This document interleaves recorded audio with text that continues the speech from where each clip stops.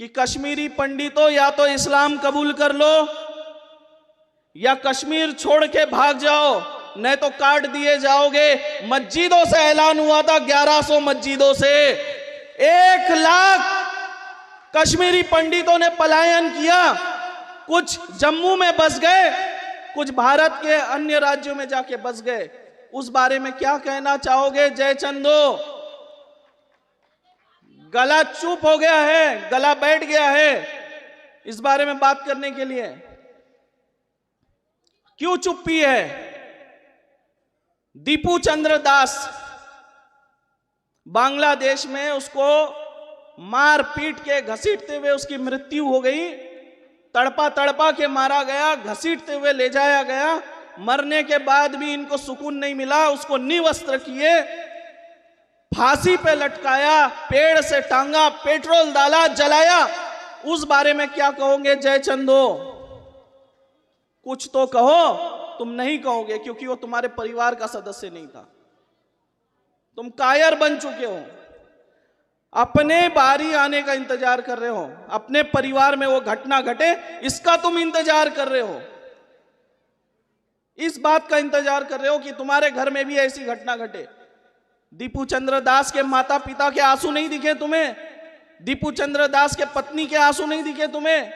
दीपू चंद्र दास के बहन की आंसू नहीं दिखे तुम्हें? अरे वो घटना नहीं हो रही क्योंकि दीपू चंद्र दास इनके परिवार का सदस्य नहीं था। लेकिन इस भाव को निकाल दो। हर एक सनातनी हमारे परिवार का हिस्सा है। जब हम ये मानेंगे तब सनातन धर्म मजबूत होगा। हर एक सनातनी मेरा भाई है, हर एक सनातनी मेरा बहन है, मेरी बेटी है, मेरी बहू है। ये भाव जब रखोगे तब आपको दुख होगा, पीड़ा होगा और सनातन धर्म मजबूत होगा। आज इतना दुख हो रहा है ये सुन के, क्योंकि मुझे समझ नहीं आ रहा कि आगे का समय कैसा होगा। हृदय में इतनी पीड़ा है। मैं ये सोचता हूं चलो हमारी तो कट जाएगी, हमारे बच्चों की कैसे कटेगी? सोचो, कश्मीर से तो भागे, भारत से कहां भागोगे? कौन सा और देश है जो तुमको पनाह देगा? कहां तक भागोगे? कायर मत बनो, समय रहते जागो। मैंने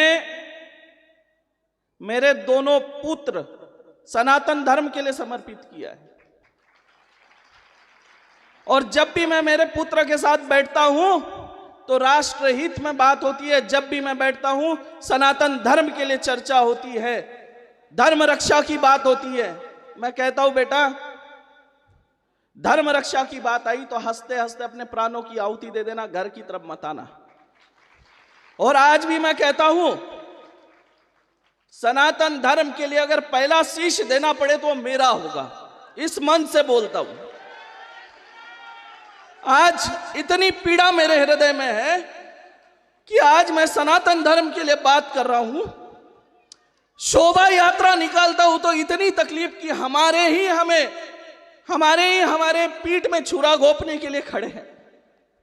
आज इस मध्य प्रदेश के कोतमा नगर में मेरे अश्रु गिरे हैं, लेकिन याद रखना जब संत के अश्रु गिरते हैं तो कई जन्मों के पाप बढ़ा देता है। जाग जाओ, समय रहते जागो। आज मैं बोल रहा हूं, कल शायद कोई और संत बोले ना बोले, घर से बाहर निकलो। मैंने मेरे 2 पुत्र सनातन धर्म के लिए दे दिए। मैंने अपने प्राण भी सनातन धर्म के नाम कर दिए हैं और आप लोगों से भी एक आग्रह करूंगा कि अपनी एक एक संतान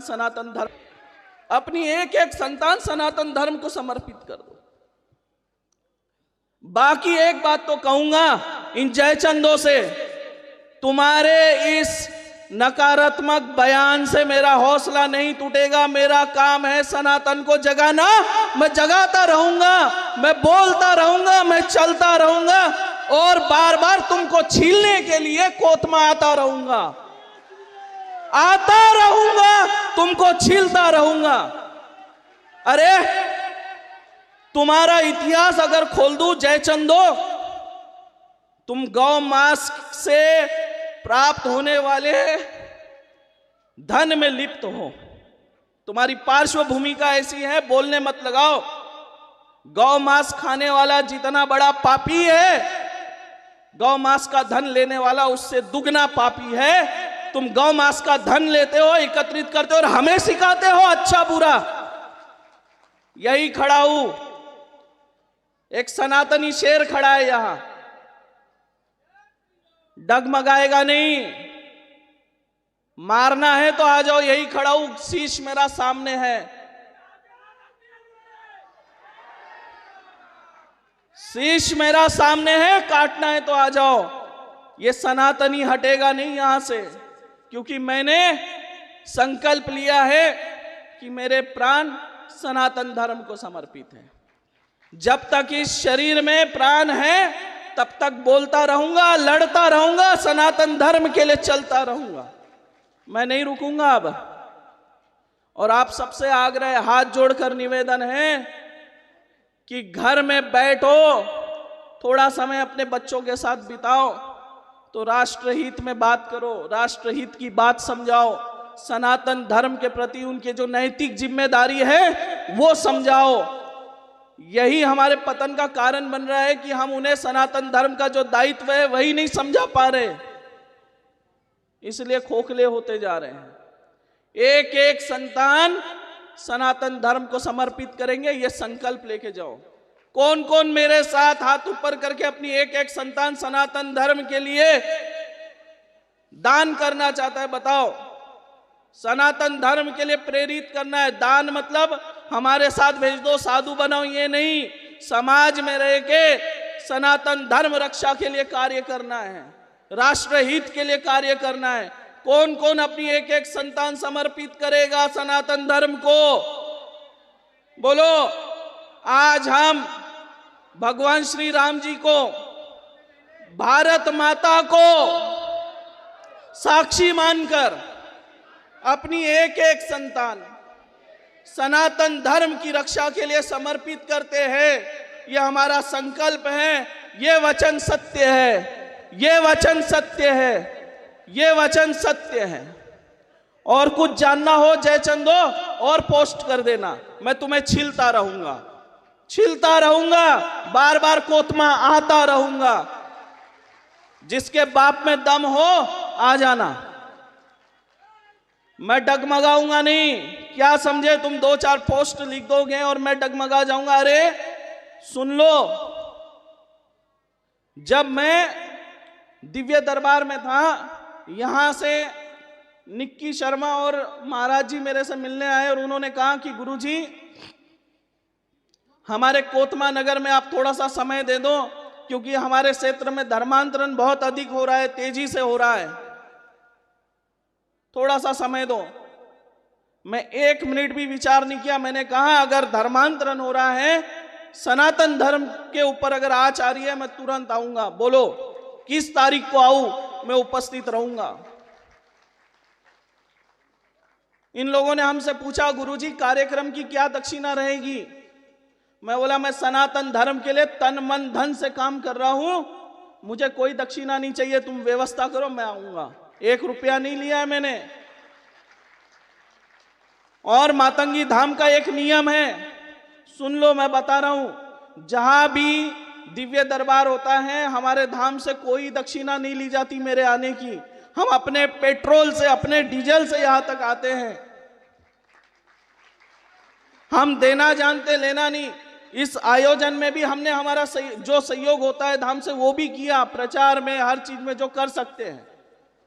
हमारा निःशुल्क शिविर होता है, 1 रुपया हम नहीं लेते। क्यों? क्योंकि हम तन मन धन से सनातन धर्म के लिए कार्य कर रहे हैं और करते रहेंगे। आपको मैं बताऊं,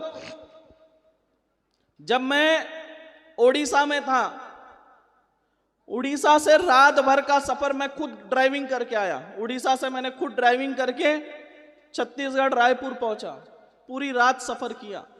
शाम 6 बजे निकला, सुबह 6 बजे घर पहुंचा,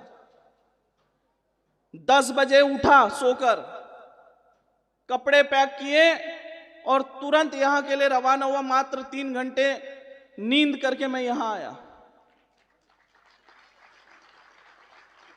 हम जानते हैं, हमारी आत्मा जानती है कि हम किस तरह से कार्य कर रहे हैं सनातन धर्म के लिए। क्योंकि अगर आज हम नहीं जागे, आज अगर हमने हमारा दायित्व नहीं निभाया, तो हमारे बच्चों का जीवन अंधेरे में, ध्यान रखिए, कई तलवारें उनके नाम से लिखी जा चुकी है।